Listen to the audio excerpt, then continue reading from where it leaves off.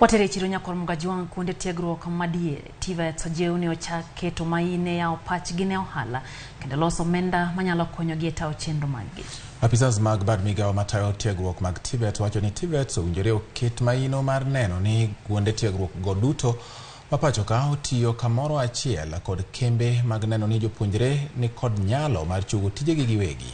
Bende gijiwo kuonde tiegruok gi ne oket chenro maggi oringi yo moluwore gi dwaro mar chiro kod kembe ma owinjore jopuonjre go donjie.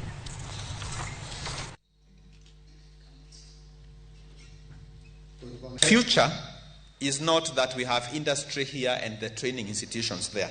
The future is co-investment, is diffusing the roles between industry and the training institutions. So this is where industry will become training space, but also the training institutions will become production space. We don't all have to be opening our colleges in January. Everybody is opening in January. So that industry is asking, we have to wait until January for you to